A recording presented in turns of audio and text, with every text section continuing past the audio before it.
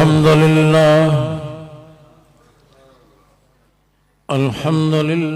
वकफ़ा वसलामुन अला इबादिहिल्लज़ीना इस्तफ़ा ख़ुसूसन अला सय्यिदिना व मौलाना मुहम्मदिनिल मुस्तफ़ा व अला आलिहि व अस्हाबिहि अजमईन उलिस सिद्क़ि वस्सफ़ा।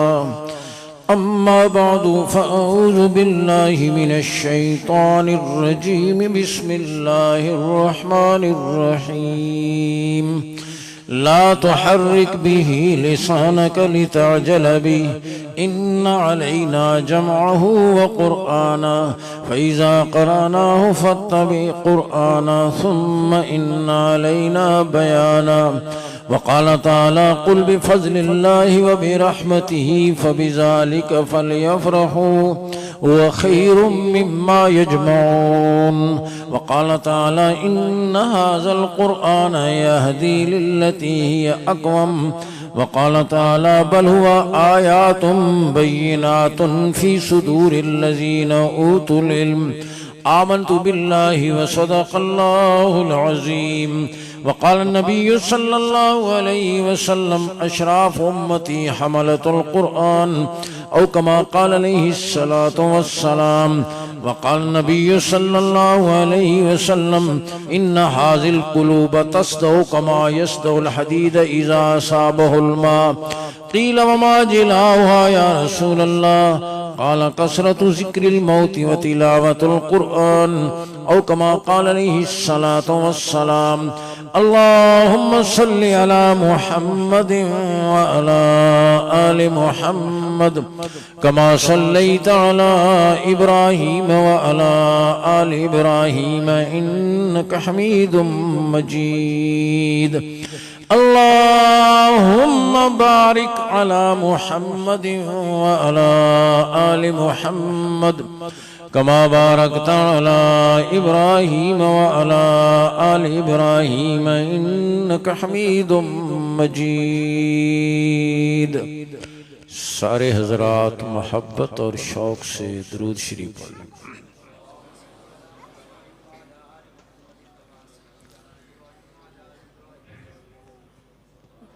दूसरी मेरी दरख्वास्त ये है, जिन हजरात ने दरूद शरीफ को पढ़ा है और दरूद शरीफ को मानते हैं, मेरे सामने तशरीफ़ फरमा है। बच्चे नहीं, बड़े हजरात थोड़ा आगे तशरीफ़ ले आए। जिसने नहीं पढ़ा दरूद शरीफ या नहीं मानता, बैठा रहे अपनी जगह पर। जज़ाकुमुल्लाह। खामोशी के साथ। और जो नौजवान टेक लगाए बैठे हैं वो टेक छोड़ दें, वरना उनकी जवानी मशकूक हो जाएगी कि पता नहीं जवान भी हैं या नहीं। जो बुज़ुर्ग या बीमार हैं वो बेशक टेक लगाए रखें। जज़ाकुल्लाह। अगली मेरी गुजारिश ये है कि ये बात मेरी बात नहीं है, अल्लाह और उसके रसूल सल्लल्लाहु अलैहि वसल्लम की बात है। उलमा फरमाते हैं हुजूर सल्लल्लाहु अलैहि वसल्लम के इरशादात को सुनना ऐसा ही है जैसे आप हुजूर की मजलिस में बैठे हैं। हुजूर की मजलिस में बैठे होते तो आप बताओ इधर उधर देखते, आने जाने वालों को देखते? बिल्कुल नहीं। इसलिए इधर उधर देखना, दरमियान में उठना, ये बेअदबी है, ये बेइतनाई है और इससे आदमी महरूम हो जाता है, सवाब में कमी आ जाती है। इसलिए पूरी तवज्जो और अज़मत के साथ बैठें। सुनना आ जाएगा तो अल्लाह अमल की तौफीक भी दे देंगे। फिर दुरूद शरीफ पढ़ लें।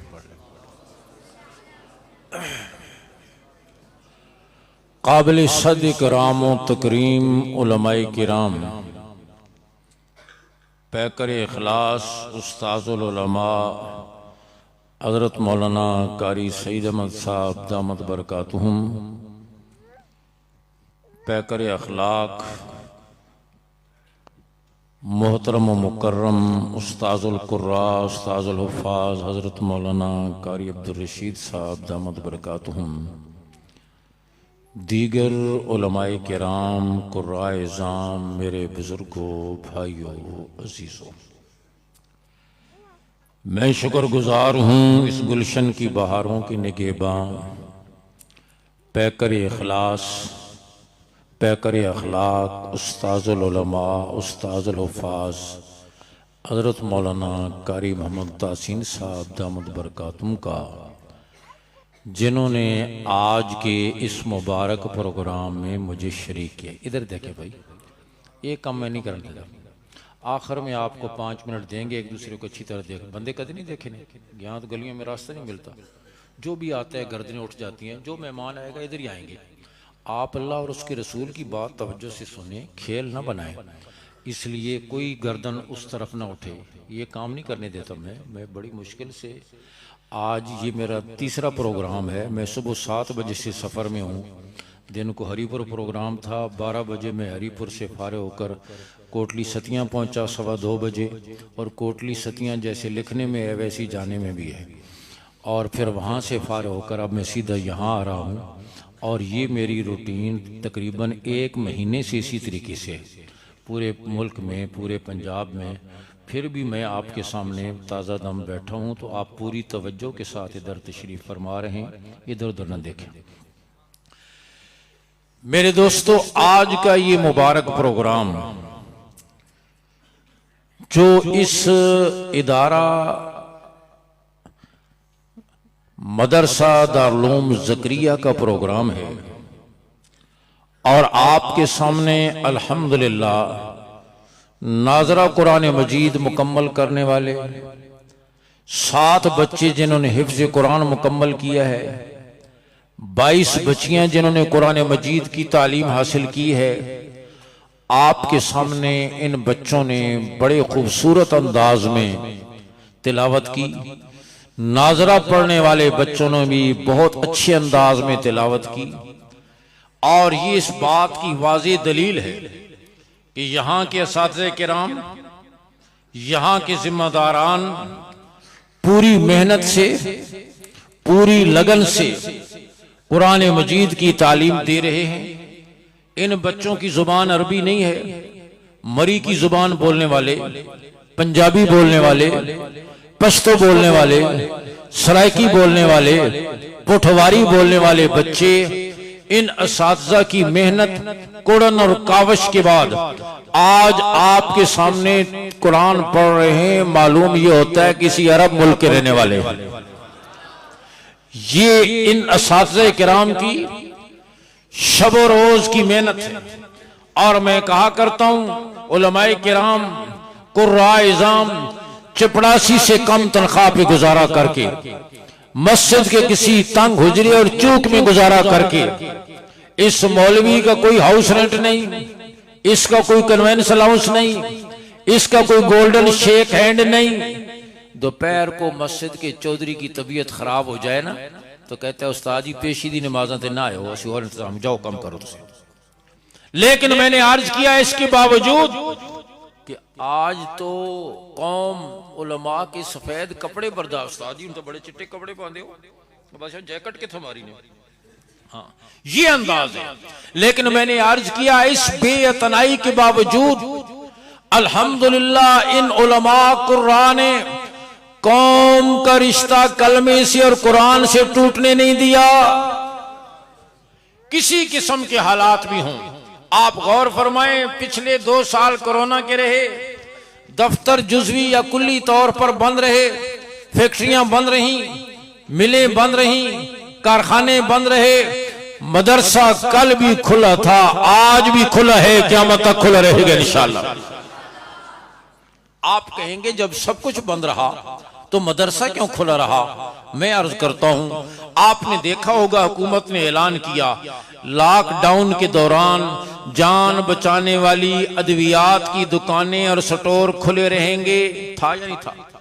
ग़िज़ा फराहम करने वाले स्टोर खुले रहेंगे, खुराक फराहम करने वाले होटल खुले रहेंगे। था या नहीं था? इन्होंने ऐलान किया जान बचाने वाली अद्वियात की दुकानें खुली रहेंगी। रब ने फैसला किया ईमान बचाने वाले मदारिस भी खुले रहेंगे। इन्होंने फैसला किया इंसानी ग़िज़ा फराहम करने वाले स्टोर खुले रहेंगे। रब ने फैसला किया ईमानी, रूहानी, दीनी, इल्मी, उखरवी ग़िज़ा फराहम करने वाले मराकिज़ और मदारिस भी खुले रहेंगे। चुनांचे मदरसा खुला रहा। साबिक वफाकी वजीर तालीम शफकत महमूद साहब के साथ हमारी मीटिंग हुई। वो कहने लगे रियासत का फैसला है, सारे तालीमी इदारे बंद हैं, मदरसा भी तालीमी इदारा है, लिहाजा ये भी बंद होगा। हमने कहा आप मदारिस को स्कूलों पर क्यास न करें, वहां तो आप बगैर इम्तिहान के प्रमोट कर देते हैं, हम कैसे करें? एक बच्चे के 12 पारे हिफ्स हुए हों, फिर 3 महीने छुट्टी करके आए, हम कहें अब तू 21वां पारा शुरू कर, इसलिए कि तेरे 20 तो हो गए ना। आप तो वहां कर देते हैं, हम कैसे करें? फिर आप कहते हैं कि हमने इसलिए बंद किए हैं कि बच्चों को करंटीना में रखें। हमारे बच्चे तो पहले से करंटीना में हैं। आप कहते हैं 20 सेकंड हाथ धोएं, जो वुजू करता है वो तो 160 सेकंड हाथ होता है, सारे वुजू में उसके हाथों पर तो पानी पड़ता रहता है। लिहाजा मदरसा खुला रहा और अल्हम्दुलिल्लाह इस कोरोना के सालों में बावजूद इन रुकावटों के इस साल भी इन मदारिस ने कौम को 80,000 हाफिज और 35,000 आलिम और मुफ्ती मुहैया किए। और मैं कहता हूं अल्हम्दुलिल्लाह ये उलमा कौम की दीनी जरूरत को पूरा कर रहे हैं। आप गौर फरमाएं कि सऊदी अरब जिस सरजमीन पर कुरान नाजिल हुआ है, आज वहां एक साल में कुरान मजीद के 5,000 हाफिज तैयार होते हैं, और आपके वतन अजीज पाकिस्तान में एक साल में 1 लाख हाफिज तैयार होते हैं। ये बरकत है दीनी मदारिस की। और साथ जैसे हजरत मौलाना कारी तासीन साहब फरमा रहे थे, ये बरकत है आपकी दुआओं की, ये बरकत है आपके तावन की कि पाकिस्तान का मुसलमान खून पसीने की कमाई से पैसा कमाया हुआ शाम को आकर 1,000 रुपए की दिहाड़ी लगाता है तो 200 रुपए लाकर मदरसे में जमा करता है। ये बरकत है इस मुखलिसाना तावन की, इन दुआओं की कि आज पूरी इस्लामी दुनिया हमसे राब्ता आलम इस्लामी ने 5 साल पहले पूछा आपके वफाकुल मदारिस अरबिया के तहत इस साल कुरान के कितने हाफिज तैयार हुए हैं? हमने कहा वफाक हर हाफिज के इम्तिहान नहीं लेता, जो दोराई भी मुकम्मल कर ले उसके इम्तिहान लेता है। इस साल जिनका इम्तिहान के लिए दाखिला आया है उनकी तादाद 63,655 है। 5 साल पहले की कितना बोलो? एक गला भी याद रखे करो, आपने आलू टमाटर तो बड़े याद रखते, दुकान की चीजें, दफ्तर की चीजें, जमीन, दुकान अपनी है, दफ्तर अपना है, जमीन अपनी है, तो दीन भी भाई अपना है ना, ये चीजें भी याद रख। कितनों का दाखिला आया? 63,600। वो कहने लगे ये कैसे हो सकता है, आप अजम हो, हम अरब हैं, हमारे यहाँ एक साल में 5,000 हाफिज तैयार होते हैं, तो आपके यहाँ 63,000 कहां से आ गए? ऐसा क्या कोई तेल तो नहीं है ना थोड़े को ज्यादा निकल आया तो हाफिज भी ज्यादा? ये अलग मेहनत है। वो बेचारे समझते हैं ये पाकिस्तानी यहाँ मजदूरी करने के लिए आते हैं। हमारे एक मौलवी साहब उर्दन के बॉर्डर पर सऊदीया में इमाम है रावला कोट के, कहने लगे मैंने अपने कफील को अपने घर की तस्वीर दिखाई, कहने लगे आपका अपना घर है? मैंने कहा अपना घर। वाकई था ना आपका अपना घर है? आपका ही है कि मेरे? कहा ये तो जन्नत है, आप इसको छोड़कर यहाँ क्यों आए हैं? कहने लगे, मैंने कहा वो अलग कहानी है कि क्यों आया हूँ, लेकिन घर मेरा यही है। हाँ, तो वो समझते हैं ये बेचारे पता नहीं को कुछ खाने को भी मिलता है या नहीं मिलता।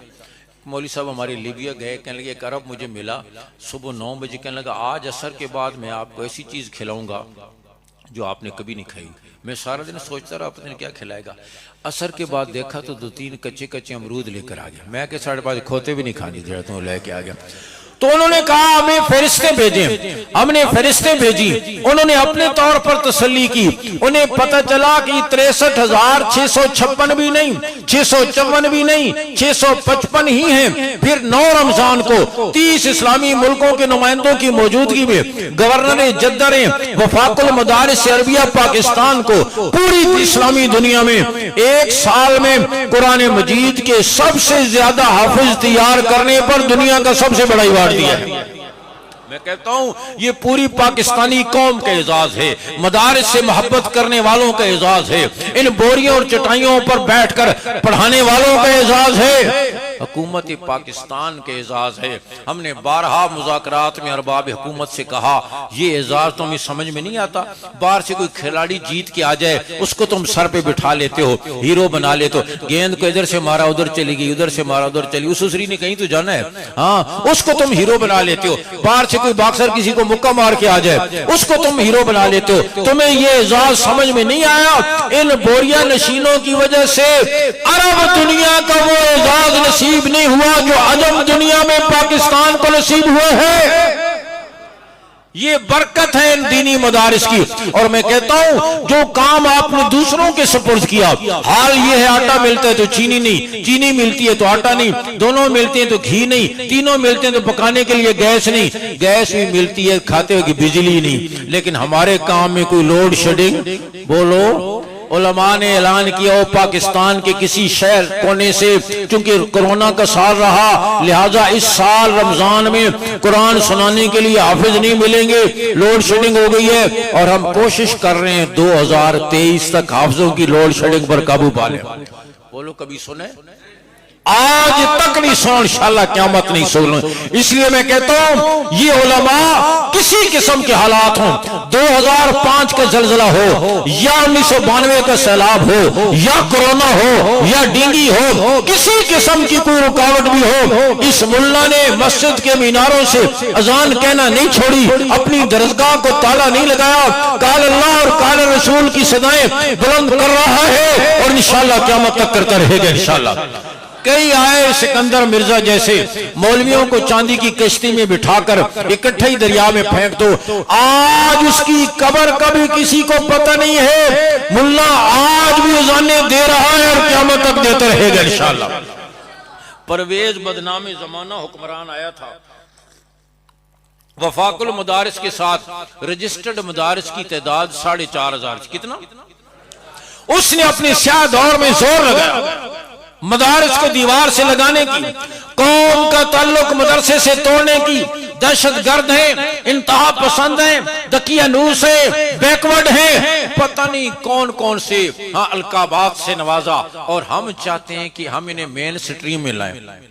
एक मुज़ाकरे में हाँ कुछ माहिरीन तालीम भी थे, उन्होंने PTV वालों ने मुझे भी बुला लिया मदारिस की तरफ से, और वो शुरू हो गए, कहने लगे मौलवी साहब आप लोग को ये कमेंडे को आपका अपना एक हल्का है, ये मजलिस जिक्र है, ये सबक है, ये मस्जिद है, ये जुम्मे, आपको बाहर की दुनिया का कोई पता नहीं है। हम चाहते हैं आपको कौमी धारे में लाएं, मेन स्ट्रीम में लाएं। मैंने कहा हम तो अल्हम्दुलिल्लाह पहले से कौमी धारे में, हमारी जुबान भी कौमी है, हमारा लिबास भी कौमी है। उनको कौमी धारे में लाओ जिनकी जुबान भी कौमी नहीं, जिनका लिबास भी कौमी नहीं। इनका हम तो इतने मेन स्ट्रीम में हैं, इतने मेन स्ट्रीम में हैं, मैं मस्जिद में नमाज पढ़ाता हूँ, मेरे पीछे फौजी भी, सिविलियन भी, 5वें ग्रेड वाला, 10वें ग्रेड वाला, 15वें ग्रेड वाला, 20वें ग्रेड वाला, डॉक्टर, इंजीनियर, पंचर लगाने वाला, सब्जी बेचने वाला, दूध बेचने वाला, हाँ सारे मेरे पीछे नमाज पढ़ते हैं। मैं उनसे मिलता हूँ, वो मुझसे मिलते हैं, उनके खुशी गम में शरीक होता हूँ। मोहल्ले की सतह पर, शहर की सतह पर, दूसरे शहरों की सतह पर मैं रोजाना हजारों आदमियों से मिलता हूँ। जो काम मैं कर रहा हूँ कल मेरा तालिब इल्म भी करेगा, बखलाफ आपके। आप यूनिवर्सिटी के जिस डिपार्टमेंट में जाते हैं, फिजिक्स में जाते हैं तो केमिस्ट्री में नहीं, हिस्ट्री में जाते हैं तो ज्योग्राफिया में नहीं, बायोलॉजी में जाते हैं तो मैथमेटिक्स में नहीं। चीज जाए कि आपको बाहर की दुनिया का पता हो, आपको तो अपनी यूनिवर्सिटी के दूसरे शोबों का पता नहीं होता। तो मेन स्ट्रीम में मैं हूं या आप हैं? मैंने कहा हम तो इतने मेन स्ट्रीम में हैं, रात को किसी को डरावना ख्वाब आए ना फजर की नमाज के बाद, वो भी मुझे पता होता है।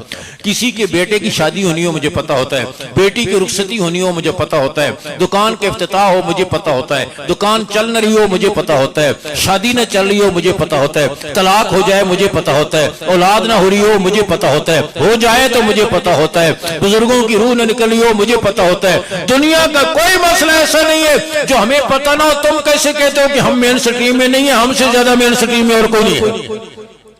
फिर वो कहने का आप लोगों में टॉलरेंस की कमी होती है।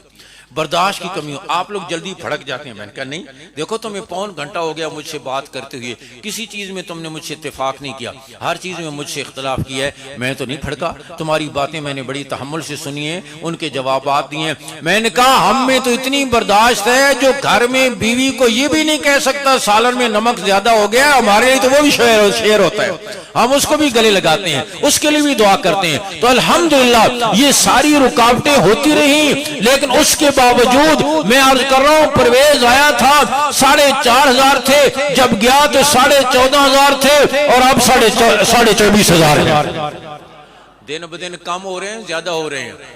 और क्यों? इसलिए कि मेरे भाइयों बुजुर्गों, कुरान की दीन की हिफाजत अल्लाह ने किसी जागीरदार के सुपुर्द नहीं की, किसी मालदार के सुपुर्द नहीं की, वो किसी आलिम के इल्म का, किसी मालदार की मालदारी का, किसी साहिब मनसब के मनसब को मोहताज नहीं। कुरान की हिफाजत किसने अपनी जिम्मे ली है? बोलो।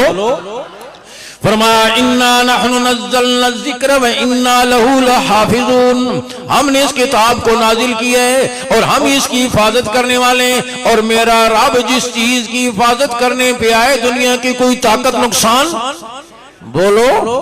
कुरान मजीद में इसके नज़ायर मौजूद। फिरौनी हुकूमत ने नजूमियों के कहने पर फैसला किया मूसा अलैहिस्सलाम को जिंदा नहीं छोड़ना, रब ने फैसला किया कि पालना है और तेरी गोद में पालना है। फिर कुरान से पूछो क्या हुआ? फरमाया वहयना इला उम्मी मूसा अन अर्ज़िई, हमने मूसा की माँ के दिल में ये बात डाली, अपने लख्ते जिगर को दूध पिलाओ। फैज़ा खिफ्ती अलैहि फल्की फिल यम, खतरा महसूस करो, अपने बच्चे को संदूक में डालो और संदूक को दरिया की लहरों की नजर कर दो। हिफाजत हो रही है। छोटा बच्चा संदूक में डाले तो खत्म, जो कसर रहेगी वही दरिया में फेंके तो खत्म। लेकिन रब कह रहे हैं बच्चे को संदूक में डालो और संदूक को। मूसा अलैहिस्सलाम की वालिदा अर्ज करने लगी, मेरे रब बच्चे को संदूक में डालूं और संदूक को दरिया की लहरों की नजर करूं, फिर क्या होगा? फरमाया फलयुल्किल यम्मु बिसाहिल, दरिया इस संदूक को साहिल पर फेंक देगा। या अल्लाह फिर क्या होगा? हाय हाय, फिर क्या होगा? फरमाया या खुशू अदुल्ली व अदुल्लाह, मेरा और मूसा का दुश्मन इसे उठा लेगा, मेरा और मूसा का दुश्मन इसे उठा लेगा। माँ की ममता तड़प के अर्ज करने लगी, मेरे रब उसी दुश्मन से तो बचाना है, उसी से तो छुपाना है, उसी से तो अजर रखना है, वो उठा लेगा तो फिर हिफाजत कैसी होगी? रब्बे करीम ने फरमाया तू गम ना करना, मैं चाहता तो तेरी गोद में, तेरे घर की चारदीवारी में, संदूक में, दरिया की लहरों में, गारों और चट्टानों में कहीं भी हिफाजत कर सकता था, लेकिन फिरौन के महल में पहुंचाकर, उसकी गोद में पहुंचाकर, उसको पहचान करवा कर, उसी का पैसा खर्च करवा के ना पालूं तो मुझे रब न कहना। फिर पाला या नहीं पाला? बोलो। उसी खजाने से उन्हें तनख्वाहें दी जा रही हैं जो मूसा अलैहिस्सलाम के कत्ल पर मुकर्रर, और उसी खजाने से उन्हें तनख्वाहें दी जा रही हैं जो मूसा अलैहिस्सलाम की परवरिश पर मुकर्रर। और ये मेरे रब का निज़ाम। और देखो इमामुल अंबिया, सैयदुल अंबिया, खातमुल अंबिया सल्लल्लाहु अलैहि वसल्लम हिजरत के सफर पे वफाओं के पैकर, अजमतों के अमीन सिद्दीक अकबर साथ। और जानते हो सिद्दीक किसे कहते हैं? बोलो। सिद्दीक किसे कहते हैं? बोलो। सच्चा, ठीक है, जो आप फरमा रहे हैं ये भी ठीक है। सिद्दीक का एक और मतलब भी बताऊं। हजरत मुजद्दिद अल-अफ़सानी रहमतुल्लाह की नज़र में सिद्दीक किसे कहते हैं? वो फरमाते हैं एक आदमी आईने के सामने खड़ा है, उसका अक्स आईने में पड़ रहा है। हजरत मुजद्दिद फरमाते हैं जो सामने खड़ा है ये नबी है, अंदर जो अक्स पड़ रहा है ये सिद्दीक है। सिद्दीक पर नबूवत की पूरी छाप और पूरा अक्स मौजूद होता है। वफाओं के पैकर, अजमतों के अमीन सिद्दीक अकबर साहब मेरे आका गारे सौर में पहुंचे, पूरा कुफ्र नाम के लालच में पकड़ने के लिए गार के दाने पर। गारे सौर का मुंह ऊंचा है, अंदर वाला हिस्सा नीचा है। सिद्दीक अकबर अर्ज कर हुजूर अगर नीचे इन्होंने अपने पांव की तरफ भी देखा ना तो हम नजर आ जाएंगे।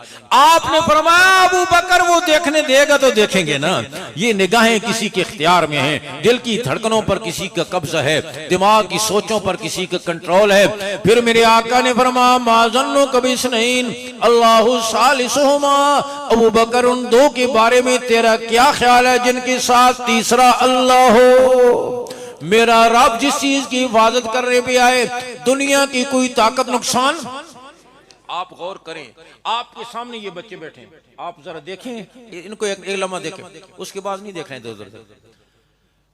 6.5 साल की उम्र से लेकर 14-15 साल तक की उम्र के बच्चे और बच्चियां, उनके सीनों में अल्लाह इस कुरान को महफूज कर देते हैं। और कुरान मजीद का क्या एजाज है, सुभान अल्लाह। बाज़ औक़ात इतनी उम्र के बच्चे और बच्चियां वो ये भी नहीं जानते कि ये क्या किताब है। मैं तहदीस बिन नेमत और आपको शौक दिलाने के लिए अर्ज कर रहा हूँ, मेरी 4 बेटियां हैं, चारों कुरान की हाफ़िज़ा हैं। सब ने 7 साल की उम्र में हिफ्ज़ कर लिया था। एक हमारी बेटी, उसका हिफ्ज़ मुकम्मल होने वाला था, कारी साहब के पास जाती, सबक सुना के वापस आ जाती। उसकी बड़ी बहन ने कहा तेरे तो मज़े हैं, जल्दी जाती है, छुट्टी लेकर आ जाती है, सबक सुना। हम तो जब जाते थे कारी साहब छुट्टी नहीं देते थे। वो बड़ी मासूमियत से अपनी बड़ी बहन से कहने लगी, बच्चू जी उस वक्त कुरान भी इतना मुश्किल नहीं होता था, ये वाला कुरान पढ़ो तुम्हें पता चले कितना मुश्किल है। अब उसको ये तो नहीं मालूम कि ये वही कुरान है या कोई और कुरान है, लेकिन कारी साहब ने कहा जब कुरान मुकम्मल हुआ तुम्हें छुट्टी उस वक्त मिलेगी, एक दिन में पूरा कुरान मजीद सुनाओ, सुबह से लेकर रात 10 बजे तक। दिन को 1 घंटा और असर के बाद 1 घंटा छुट्टी करके रात को 10 बजे तक उसने एक दिन में पूरा कुरान सुना लिया। पूरे कुरान में एक गलती भी नहीं आई। ये कुरान मजीद के एजाज है। और ये किसका वादा है, किसका ऐलान है? फरमाया ला तुहर्रिक बिही लिसानक लिताजल बिही। इमामुल अंबिया सल्लल्लाहु अलैहि वसल्लम पर वही नाजिल होती, जिब्रील अमीन वही लेकर आते। मेरे आका जल्दी जल्दी जुबान मुबारक को हरकत देते, कोई आयत रह न जाए, कोई मजमून रह न जाए, उम्मत तक पहुंचाना है। रब्बी जुल जलाल ने फरमाया ला तुहर्रिक बिही लिसानक लिताजल बिही। मेरे महबूब आप अपनी जुबान मुबारक को जल्दी जल्दी हरकत न दीजिए इस ख्याल से कि कोई आयत रह न जाए, कोई मजमून रह न जाए। आपके मुबारक सीने में और आपकी उम्मत के करोड़ों सीनों में कुरान महफूज करना ये हमारे जिम्मा है, हमारे जिम्मे। छोटे छोटे बच्चे और बच्चियां, उनकी जुबान की नोक पर ये कुरान मजीद है। इतनी उम्र का बच्चा, आप उसको मोटरसाइकिल की चाबी नहीं देते, गाड़ी की चाबी उसके हवाले नहीं करते, कीमती कागजात उसके हवाले नहीं करते। मेरा रब कहता है जिसे तुम मोटरसाइकिल की चाबी नहीं देते, मैं कायनात की सबसे बड़ी दौलत उसके हवाले कर देता हूं। फैसल मस्जिद के इमाम साहब मेरे पास कुछ दिन पहले आए, कहने लगे कि हमारे यहाँ एक हिफ्ज़ के बच्चों और बच्चियों का मुकाबला हुआ। सऊदी सफ़ीर भी थे, मुम्तहिनीन भी थे। एक 6.5 साल की बच्ची दोनों पांव कुर्सी पर रखकर बैठ गई। कितने साल की? और मुम्तहिनीन से कहने लगी अगर मैं गलत सुनाऊं मेरे नंबर काटें, अगर मैं सारा ठीक सुनाऊं तो मुझे 100 की बजाय 101 नंबर दें। मुम्तहिन कहने लगे हमें तो इख्तियारी 100 नंबरों का है, 101 कहाँ से दें? सऊदी सफ़ीर कहने लगे नहीं, सऊदीया में ऐसे होता है, अच्छी कारकर्दगी पर मुम्तहिन 1 नंबर एजाजी दे सकता है। बच्ची से 4 जगह से सुना, ठीक सुनाया। 5वीं जगह पर बच्ची ने जबर की जगह जेर पढ़ा, मुम्तहिन ने टोका, बच्ची ने गुस्से से मुम्तहिन को देखा, फिर उसी तरह पढ़ा, मुम्तहिन ने टोका, फिर बच्ची ने गुस्से से देखा, उसी तरह पढ़ा। मुम्तहिन ने कहा तूने गलत पढ़ा, उसने कहा मैंने ठीक पढ़ा। सऊदी सफ़ीर कहने लगे कुरान मजीद खोल कर देखो। कुरान मजीद खोल कर देखा गया तो वाकईतन बच्ची ने गलत पढ़ा था, फिर भी बच्ची के इसरार के मैंने ठीक पढ़ा। सऊदी सफ़ीर कहने लगे दूसरे कमरे में इसके उस्ताद को बुलाकर सुनो। दूसरे कमरे में उस्ताद को बुलाया गया, उन्हें बताया नहीं गया, लेकिन उस जगह से सुना गया तो उस्ताद ने भी जबर की जगह जेर पढ़ा।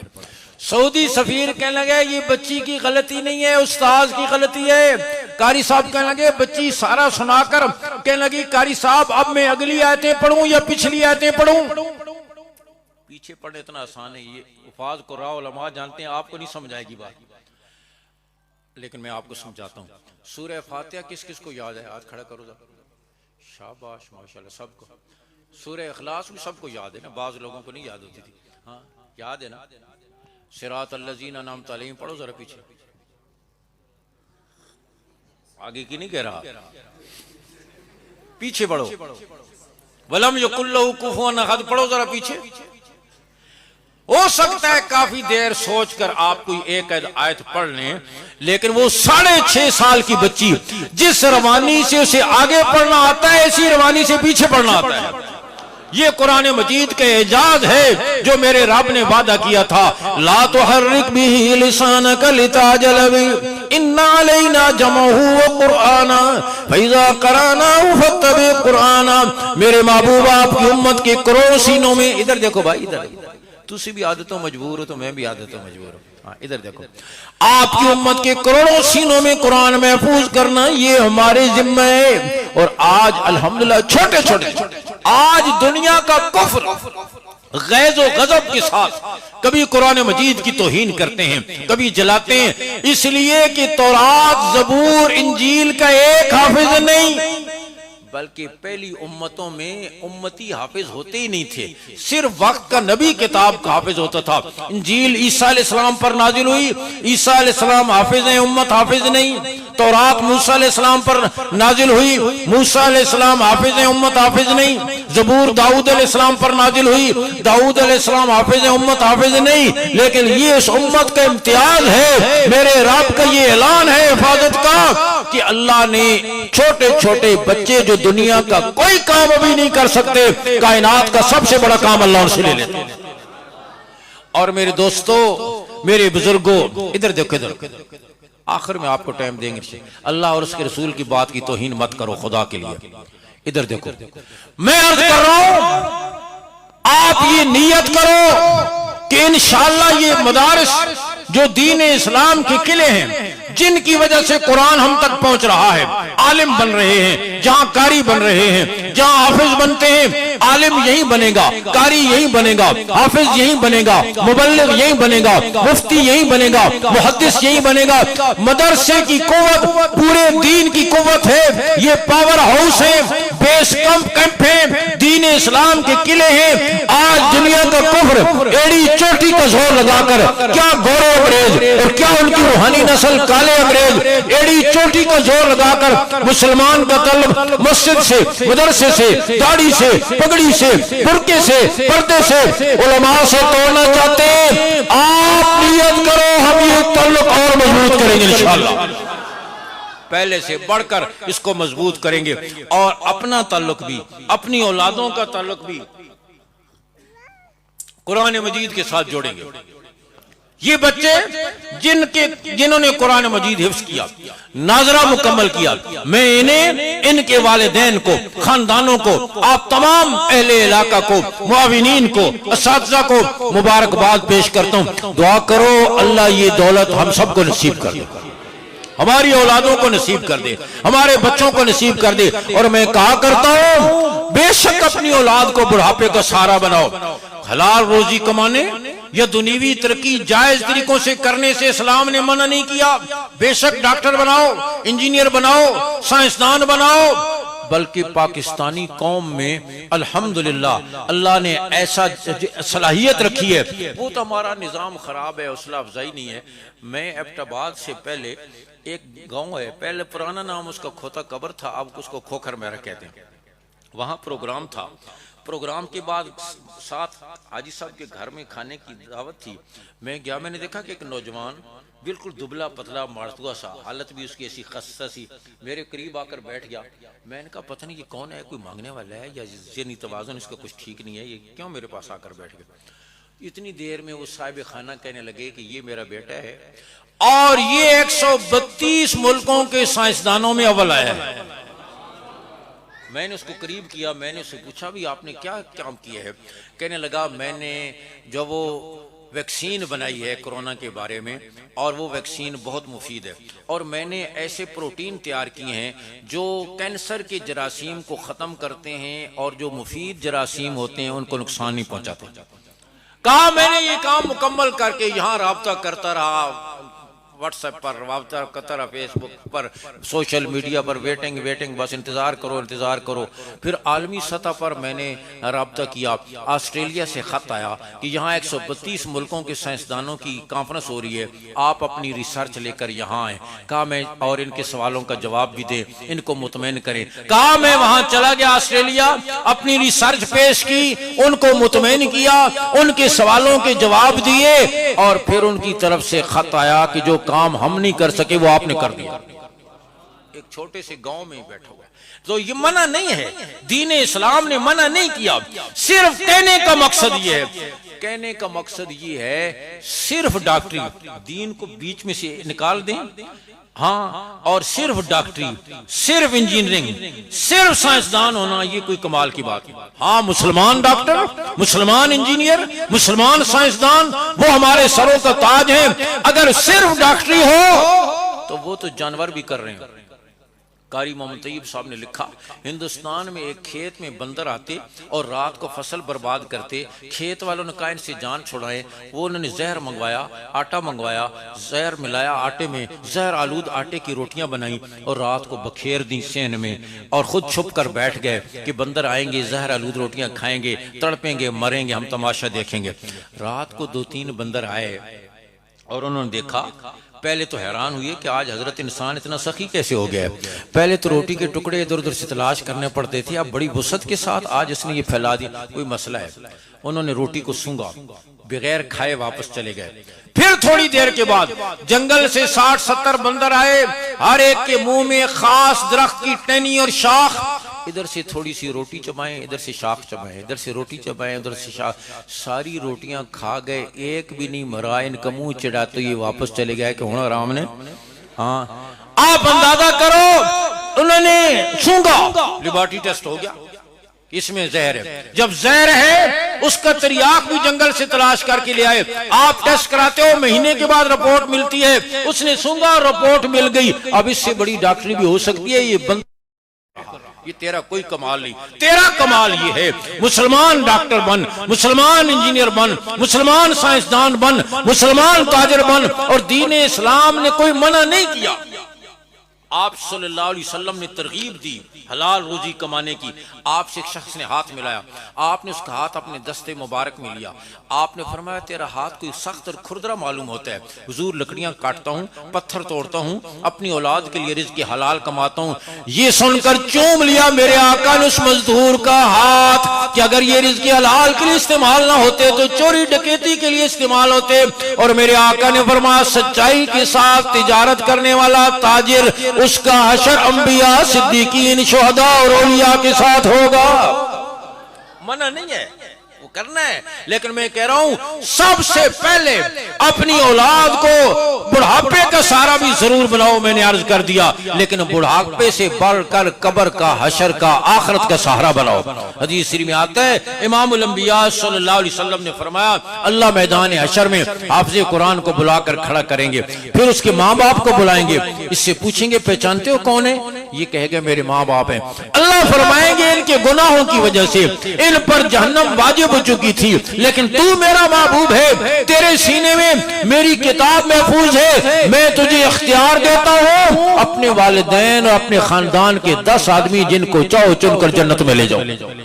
ये कोटा जर्नैल के लिए नहीं, सदर के लिए नहीं, वजीर आजम के लिए नहीं, पार्लियामेंटेरियन के लिए नहीं, वजीर के लिए नहीं, ये कोटा उसके लिए है जिसकी पसलियों में अल्लाह का कुरान महफूज है, जिसकी पसलियों में अल्लाह का कुरान। दुआ करो और नियत करो कि इंशाअल्लाह हम भी अपनी औलादों में से कोई बेटा, पोता, भांजा, भतीजा, नवासा इंशाअल्लाह किसी को कुरान का हाफिज बनाकर आखिरत का जमानती और आखिरत का जखीरा मैदान हशर के एजाज का जरिया बनाएंगे।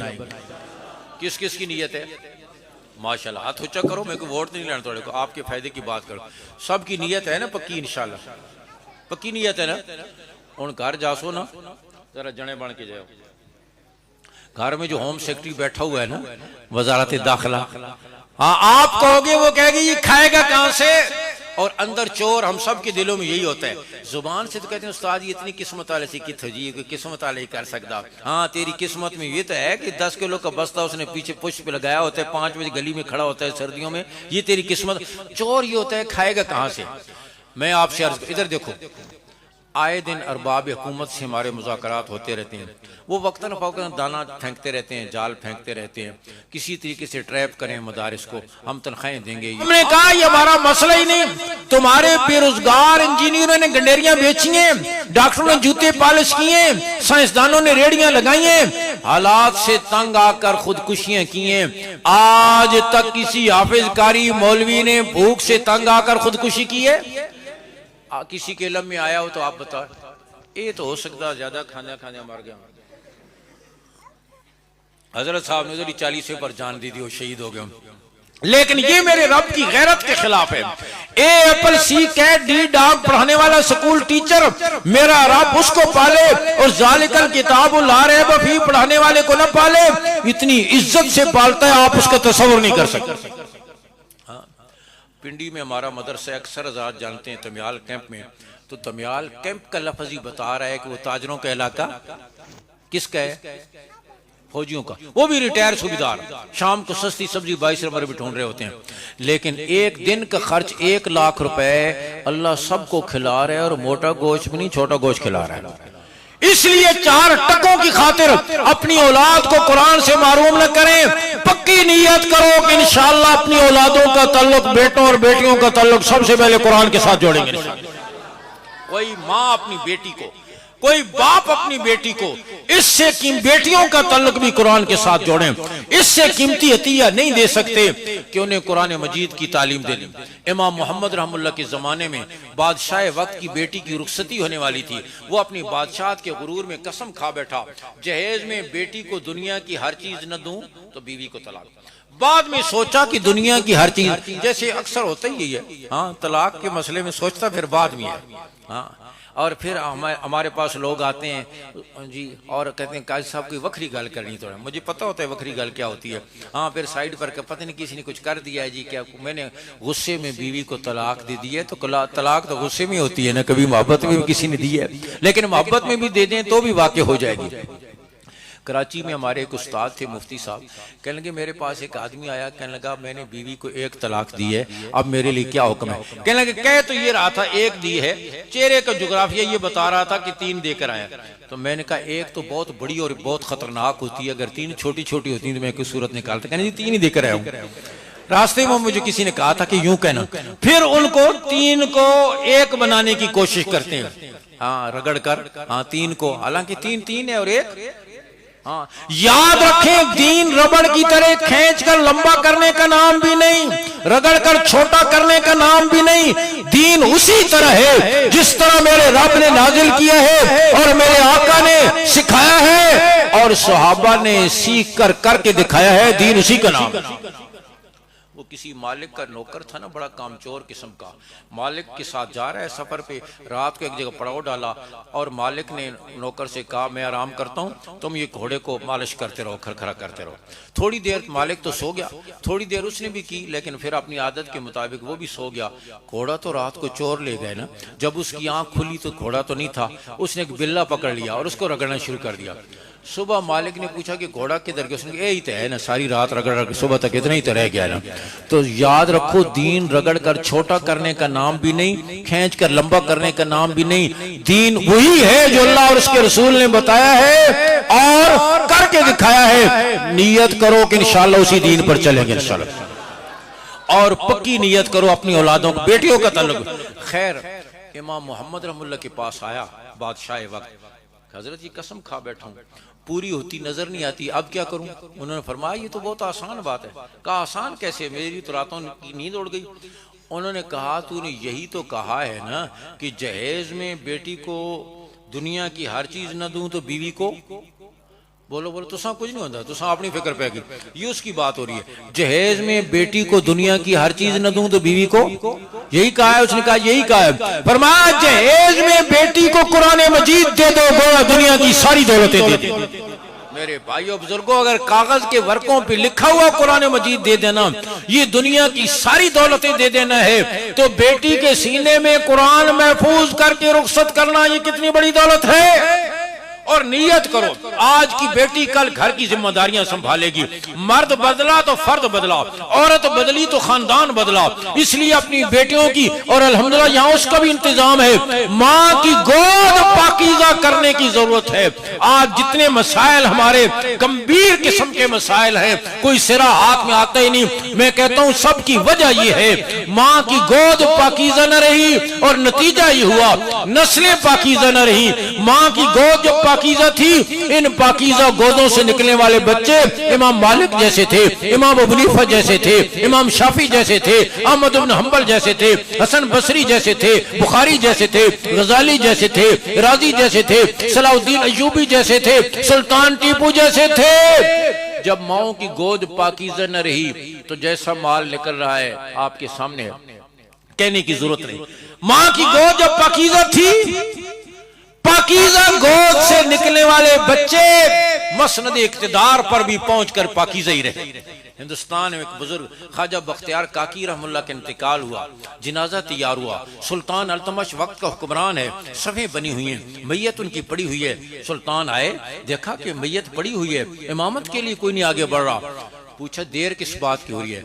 बताया गया ख्वाजा साहब की वसीयत ये थी कि नमाज़ी जनाजा वो पढ़ाए जिसकी कभी तहज्जुद और असर की सुन्नतें कज़ा नहीं हुई। इस शर्त पर अपने आप को पूरा कोई नहीं। और दयानत और सच्चाई का दौर था। आज का होता तो वैसे कोई सुरमा डालकर हजरत मैं हूं जी, आगे खड़ा हो जाता, लेकिन कोई आगे नहीं हुआ।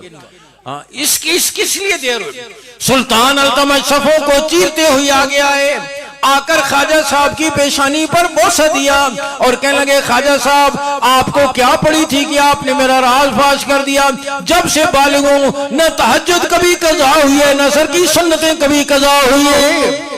ये असर है पाकीज़ा गोद का। नियत करो इंशाअल्लाह अपनी बेटियों की, अपनी बहनों की, हाँ तरबियत करते हुए माओ की गोदों को पाकीज़ा करेंगे इंशाअल्लाह। ये इमाम गजाली का नाम सुना है ना? ये जो इमाम गजाली थे ना, गौर करो माएँ कैसी थी। आज हम सिर्फ सुर्खी पाउडर में उलझ के रह गए, पत्थरों की रंगतों में उलझ के रह गए। आज माँ बच्चे को शर्ट नहलाती है, कंघी करती है, सुरमा डालती है, शर्ट पहनाती है, निकर पहनाती है, फिर पड़ोसन को आवाज देती है सकीना तक ना मैंने पुत्र के अंग्रेज लग जाता। हाँ, बस इसकी मेराज यही है कि ये मेरे बेटा अंग्रेज लगने लग जाए, यही हमारी मेराज। कभी माँ कितनी बुलंदी पर थी। ये इमाम गजाली, ये दो भाई थे। ये जो इमाम गजाली इनका नाम था मोहम्मद गजाली, इनके दूसरे भाई थे, इनका नाम था अहमद गजाली। और मैं अर्ज करूं इमाम गजाली बुलंदी के किस मकाम पर थे, इल्म के किस मकाम। हाफिज इब्ने कसीर रहमुल्लाह ने अपनी तारीख इब्ने कसीर में मुकाशफे के हवाले से एक वाकया लिखा है। हालत कशफ में देखा हुजूर तशरीफ फरमा है, एक तरफ इस उम्मत के उलमा बैठे हुए हैं और एक तरफ बनी इसराइल के पैगंबर बैठे हुए हैं। तो मूसा अलैहिस्सलाम हुजूर सल्लल्लाहु अलैहि वसल्लम, जरा गौर से सुनना, हुजूर सल्लल्लाहु अलैहि वसल्लम के करीब होकर शिकवे के अंदाज में हुजूर से अर्ज किया, हुजूर आपकी उम्मत के उलमा ये कहते हैं हम बनी इसराइल के पैगंबरों की तरह। आपने फरमाया वो अपनी तरफ से तो नहीं कहते, ये तो मेरा इरशाद है, उलमा उम्मती कम्बिया बनी इसराइल, मेरी उम्मत के उलमा बनी इसराइल के पैगंबरों की तरह। मूसा अलैहिस्सलाम अर्ज, आपका इरशाद है तो इजाजत हो तो आपकी उम्मत के उलमा में से मैं किसी का इम्तिहान ले लूं? का जिसका जी चाहे ले लो।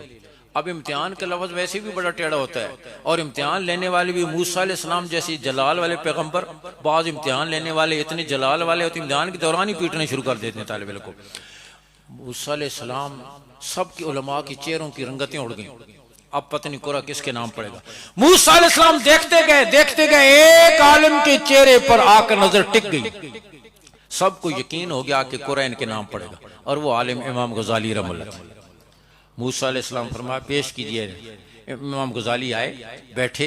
मूसा अलैहिस्सलाम पूछा मसमुक, आपका नाम? इमाम गजाली अर्ज करने इसमें मोहम्मद इब्न हामिद। जो जिक्र किया आदम अलैहिस्सलाम तक सारा शजरे नसब सुना दिया। मूसा अलैहिस्सलाम फरमाने लगे मैंने आपसे नाम पूछा था, शजरा तो नहीं पूछा था। इमाम गजाली अर्ज, हुजूर अगर इजाजत हो तो मैं भी आपसे एक बात अर्ज करूं। मूसा अलैहिस्सलाम कहो। अर्ज करने लगे आपसे भी तो अल्लाह ने इतने ही पूछा था, मातिल कभी यमीन का या मूसा। इसका जवाब इतना ही था, यह साज। मूसा तेरे दाएं हाथ में क्या है? इसका जवाब इतना ही था, यह साज के ये लाठी है। अतवक्कउ अलैहा व हुश्बु अला गनमी वली फिहा मारिब उखरा। टेक लगाता हूं, बकरियों पे पत्ते झाड़ता हूं, और डंडा है, डंडे से बड़े काम निकलते हैं। रातों रात बहुत कुछ बदल जाता है। वली फिहा मारिब उखरा का मंजर आप देखते रहते हैं ना। तो आपने भी तो जवाब लंबा कर दिया था। मूसा फरमाया जाओ तुम कामयाब। अब उलमा फरमाते हैं बज़ाहिर किसी बड़े को ऐसा जवाब देना कि वो खामोश हो जाए, अदब के खिलाफ है। लेकिन फरमाया कि इमाम गजाली का ये जवाब ऐन अदब है, इसलिए कि जब मूसा अलैहिस्सलाम से रब ने पूछा मातिल कभी यमीन या मूसा क़ाल हिया साय अतवक्कउ अलैहा व उशबि अला गनमी वलिया फिया मारिब उखरा।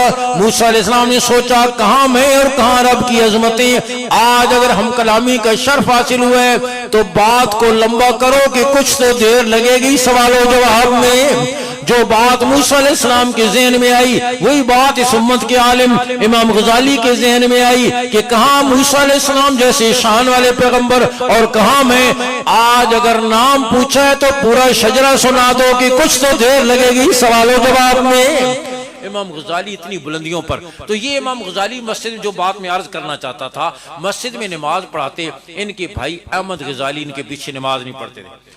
इन्होंने आकर वालिदा से शिकायत की, अम्मी सारी दुनिया मेरे पीछे नमाज पढ़ती है, भाई मेरे पीछे नमाज नहीं। माँ ने बुलाया अहमद के साथ, पढ़ा करो भाई के पीछे नमाज। अम्मी पढ़ूंगा। अगले दिन गए, एक रकत पढ़ी और दूसरी रकत में छोड़कर आ गए।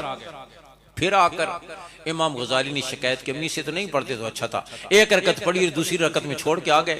फिर बुलाया माँ ने अहमद के, गौर करो बेटे कितनी अजीम है और वो गोद कितनी अजीम तर है जिसमें इन्होंने परवरिश पाई। माँ ने पूछा अहमद क्यों ऐसे किया। अहमद गजाली कहने लगे अम्मा भाई से पूछो, इमाम अगर दरिया के एक किनारे पर खड़ा हो, मुक्तदी दूसरे किनारे पर खड़ा हो, नमाज हो जाएगी। इमाम गजाली फरमाने लगे नहीं। कहने लगे फिर भाई से पूछे नमाज में कहां थे। पहली रकत तो ठीक पढ़ाई, दूसरी रकत में कहां थे। इमाम गजाली फरमाने मेरे ज़हन में कुरान की एक आयत आ गई, मैं उसमें सोचता रहा, गौर करता रहा, फिक़ह के मसाइल निकालता रहा, मेरी तवज्जो उधर हो गई थी। अहमद गजाली कहने लगे मैं इसीलिए छोड़कर आ गया था। आप गौर करो, ये बेटे हैं, मां सुन के क्या कहती है, कभी मां कहां थी। मां सुन के क्या कहे, अच्छा एक नमाज में मसाइल को सोच रहा था, दूसरा उसके दिल को देख रहा था, अल्लाह की तरफ तवज्जो दोनों की नहीं थी, मेरे काम के तो तुम दोनों नहीं निकले।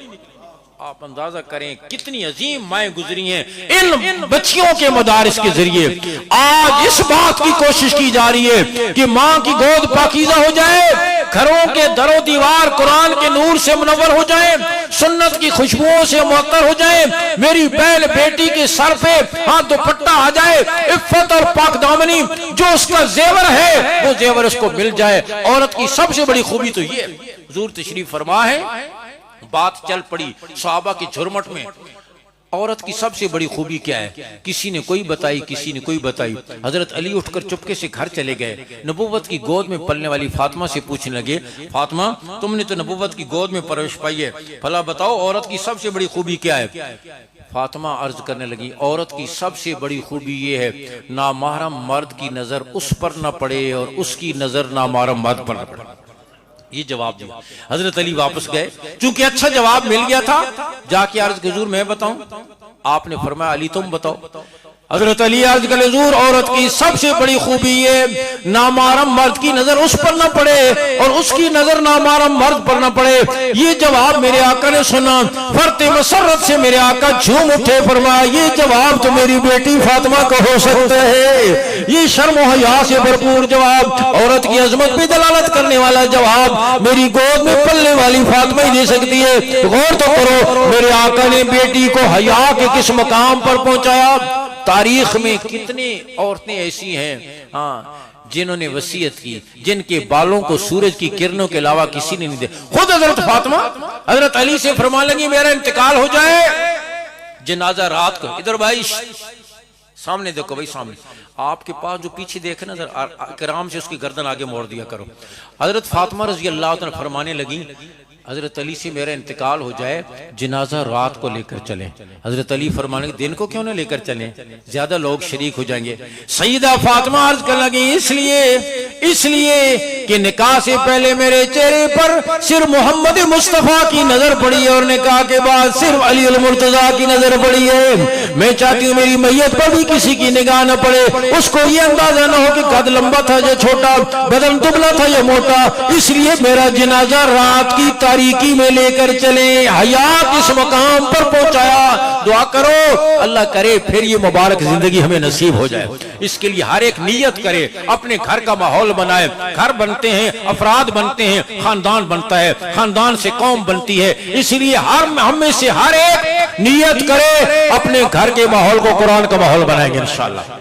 अपनी बेटियों को इज्जत और इफ्फत वाली चादर देंगे, हुजूर की गुलामी वाली जिंदगी, कुरान से ताल्लुक जोड़ेंगे। और फिर क्या होगा, मैं इख्तिसार से आज खत्म करता हूं। फिर क्या होगा, घर जन्नत का नमूना बन जाएगा, औलाद भी खुशी से दुनिया से जाएगी। हज़रत शेखुल हदीस मौलाना ज़करिया रहमतुल्लाह फरमाते हैं कि मेरी बेटी जो मौलाना यूसुफ रहमतुल्लाह की एहलिया थी, टीबी की मरीज हो गई, साल साल बिस्तर अलालत पे रही, साबिर और शाकिर रही, कभी जुबान पे शिकवा और शिकायत नहीं आया। फरमाया मैं अल्लाह की किस किस नेमत का शुक्र अदा करूं। मेरी यही बेटी मगरिब की नमाज पढ़ रही थी, सजदे में गई कि रूह परवाज कर गई। दुआ करो अल्लाह हमें भी ऐसी मौत दे दे। आमीन उची कहो, होनी आनी तुसी आको मुबारक मज होनी ना कि कबूल हो जाए। हाँ, एक बुजुर्ग कहने लगे, मैं मस्जिद नबी शरीफ में बैठा था, एक नौजवान दौड़ता, हज़रत दुआ करने अल्लाह मदीने की मौत दे दे। मैंने कभी कर दूं, कहानी अभी नहीं करनी, अभी तो मैंने शादी करनी है, बाद में जाकर कहीं। दुआ करो अल्लाह मदीने की भी सच्ची, खाली खुली नारे जुबानी जमा खर्च नहीं, मदीने की, मदीने वाले की एक एक अदा की अल्लाह मोहब्बत नसीब फरमाए। 5 साल पहले हज पर थे मदीना मुनव्वरा में, एक साथी ने इशा के बाद खाने की दावत की। मैं एक साथी को लेकर गया, खाना खाया। वो कहना कि गाड़ी की जरूरत नहीं, आपकी रिहाइश नजदीक है, गलियों में चले जाएं, इधर पहुंच जाएंगे। हम गलियों में दाखिल हो गए, फिरते रहे, अल्लाह की शान। 1 घंटा गुजर गया, रिहाइश ही नहीं मिली। मेरा वो साथी परेशान हो गया, कहने लगा 1 घंटा हो गया, रिहाइश नहीं मिली। मैंने कहा फिर की हो गया? पाकिस्तान तो बढ़िया नाता पर्दा से मदीने जाऊं और रास्ता भूल जाऊं, कभी वापस ना हो। हाँ, अभी सिर्फ 1 घंटा ही हुआ है और इतना परेशान हो गया। हाजी की सीट एक दिन आगे पीछे हो जाए ना पाकिस्तान वापसी की, मदीना में रहते फिर देखा करो क्या हाल होता। दुआ करो अल्लाह मदीने की सच्ची मोहब्बत नसीब फरमाए, मदीने वाले की एक एक अदा से मोहब्बत नसीब फरमाए। सजदा करते हुए मौत आ जाए, तिलावत करते हुए मौत आ जाए, नमाज पढ़ते हुए मौत आ जाए, कहीं कुत्ते लड़ाते हुए, ताश खेलते हुए, बटेरे लड़ाते हुए, बुरी मौत और बुरे खात्मे से अल्लाह बचाए। हमेशा इसकी दुआ किया करो। तो फरमाया सजदे में गई, रूह पर। उसके बाद अजीम बाप ने, और शेखुल हदीस मौलाना ज़करिया कोई मामूली आदमी नहीं, इस दौर के गजाली और राजी हैं, शिबली और जुनैद बगदादी हैं, कुतुबुल अक्ताब है, इल्म व अमल के आफ्ताब व माताब है। इब्ने हजर ने बुखारी की शरह लिखी और हक अदा किया बुखारी की शरह का, लेकिन कई जगह पर इब्ने हजर का कलम रुक गया कि मुझे नहीं मालूम यहाँ बुखारी की क्या मुराद है। हाँ, बुखार जल्दी आता है, बुखारी इतनी जल्दी नहीं आती। हम तो सारा दिन रेडी पर टमाटर बेचते हैं, शाम को बुखारी उठाई होती है। ये मदारिस में जो 8-10 साल पढ़ाया जाता है ना, ये बुखारी पढ़ने की इस्तेदाद बनाई जाती है। तो कई जगह पर रुक गया इब्ने हजर का कलम। जो जगह इब्ने हजर ने छोड़ दी, शेखुल हदीस मौलाना ज़करिया ने वो जगह भी हल की। बड़ा अजीम मकान। इस अजीम बाप ने अपनी बेटी के इंतकाल पर एक जुमला लिखा और अजीब लिखा। फरमाया मैंने अपनी इस बेटी को उस दिन भी देखा जिस दिन ये दुल्हन बनकर उरूसी लिबास पहनकर जेवरात में सज कर मेरे घर से रुखसत हुई, और फिर उस दिन भी देखा जिस दिन इसे कफन की सफेद चादरें पहनाई गई। फरमाया वल्लाह दुल्हन बनकर इतनी खूबसूरत नहीं लग रही थी जितनी कफन की चादरों में खूबसूरत लग रही थी। दुल्हन बनकर इतनी खूबसूरत नहीं लग रही थी जितनी कफन की चादरों में खूबसूरत लग रही थी। मेरे भाइयों गौर करो ना, मरने के बाद जब माथे का झूमर उतर गया, कानों की बालियां उतर गई, गले का हार उतर गया, हाथों के कंगन उतर गए, उंगली की मुट्ठी उतर गई, पांव का पाजेब उतर गया, जर्क बर्क लिबास उतर गया और बदन पे कफन की चादरें आ गई। फिर हुस्न किस चीज का था? ईमान का था, तकवा का था, नमाज का था, तिलावत का था, सब्र का था, शुक्र का था। इनामाल का हुस्न सिमट कर चेहरे पर आ गया। दुआ करो अल्लाह औलादों को ये दौलतें देने की तौफीक दे, और नियत करो अपनी औलादों का ताल्लुक और अपना ताल्लुक भी कुरान के साथ जोड़ेंगे। आज तो मैं कहता हूं हम इतने लुट गए गैरों की गुलामी में। वजीर साहब तकरीर करते हुए कहते हैं पढ़ो दुरूद शरीफ, कुल वल्लाहु अहद अल्लाहु समद। उसको दुरूद शरीफ और सूरह इखलास का पता नहीं है। इतने दूर हो गए। और कभी उम्मत का जो उरूज का दौर था, गौर करो, सुफियान सौरी रहमतुल्लाह बैठे हुए तिलावत कर रहे हैं, पास एक बद्दू बैठा हुआ है, तिलावत करते हुए ये आयत आ गई कुरान मजीद की, वस्सारिकु वस्सारिकतु फक्तु अयदियहुमा जज़ाअम बिमा कसबा नकालम मिनल्लाह वल्लाहु गफूरुर रहीम। गलती से गफूर रहीम पढ़ दिया। बद्दू चौंक गया, कहने लिमन हाज़ल कलाम, ये किसका कलाम है? सुफियान सौरी कहने लगे अल्लाह का कलाम। कहा ये अल्लाह का कलाम नहीं है, फिर पढ़ो। उन्होंने फिर पढ़ा, वस्सारिकु वस्सारिकतु फक्तू अयदियहुमा जज़ाम बिमा कसबा नकालम मिनल्लाह वल्लाहु गफूरुर रहीम। बद्दू फिर कही किसका कलाम है? कहा अल्लाह का, ये अल्लाह का कलाम नहीं है, फिर पढ़े। उन्होंने फिर पढ़ा, वस्सारिकु वस्सारिकतु फक्तू अयदियहुमा जज़ाम बिमा कसबा नकालम मिनल्लाह वल्लाहु अज़ीज़ुल हकीम। कहा ये अल्लाह का कलाम है। उन्होंने बद्दू से पूछा तू आलिम है? कहा नहीं। हाफिज है? कहा नहीं। कहा फिर तुझे कैसे पता चला? यहाँ गफूर रहीम नहीं होना चाहिए, अजीजुल हकीम होना चाहिए। कहने लगा मजमून देखे ना, रब कह रहा है चोरी करने वाला मर्द और चोरी करने वाली औरत दोनों के हाथ काट दो। माफ करना होता तो हाथ काटने को हुक्म क्यों देता?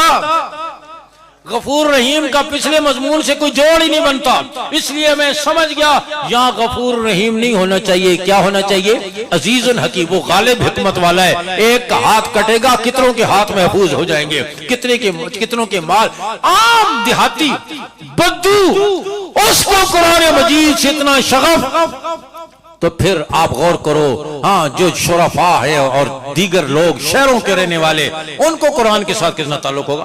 औरत का। इमाम शाफी की वालिदा एक दूसरी औरत के साथ काजी के सामने किसी मुकदमे में गवाह के तौर पर पेश हुई। काजी ने इमाम शाफी की वालिदा से कहा आप कमरे में बैठें, मैं इस औरत का बयान ले लूं, फिर आपका बयान ले लूं। इमाम शाफी की वालिदा कहने लगी कुरान की रूह से आप मुझे इस औरत से अलग नहीं कर सकते, हम दोनों की गवाही इकट्ठी होगी। वो कहे काजी मैं हूं या आप हैं?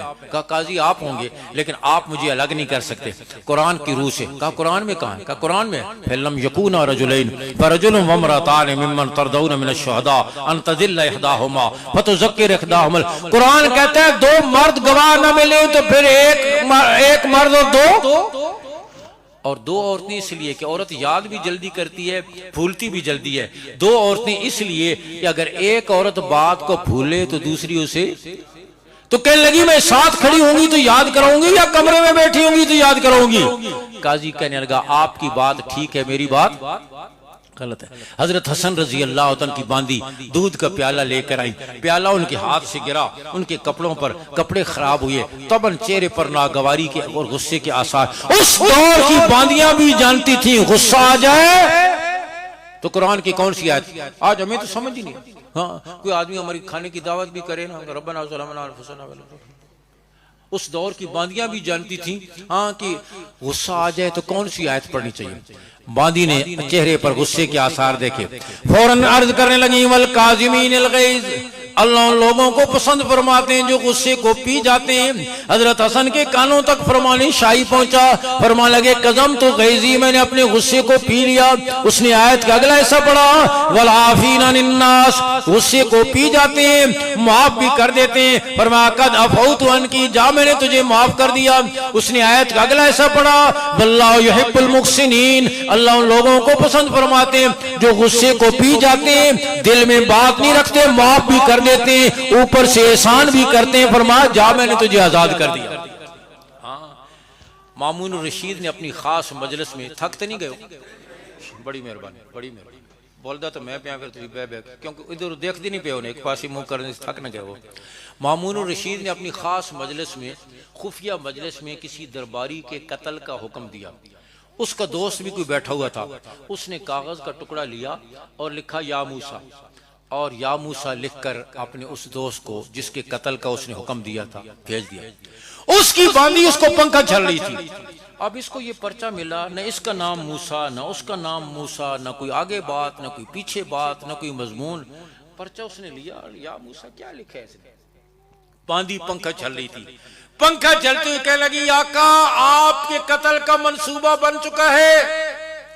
और लिखने वाले ने या मूसा इन्नल मला या तमिरून बिकल यक्तुलूक, मूसा बादशाह के कारिंदे फिर रहे हैं ताकि आपको कत्ल करें। इस आयत की तरफ इशारा किया है और आपको मुतनब्बी किया है। आप गौर करें कि पंखा झलते हुए बांदी ने या मूसा देखकर पूरी बात समझ ली, पूरी कुरान की आयत समझ ली। ये दौर था। दुआ करो अल्लाह हमें फिर से ये ताल्लुक नसीब फरमा दे, हमारे घरों का माहौल कुरान का माहौल बन जाए, अपना ताल्लुक कुरान के साथ हो जाए, हमारी नस्लों का ताल्लुक कुरान के साथ हो जाए।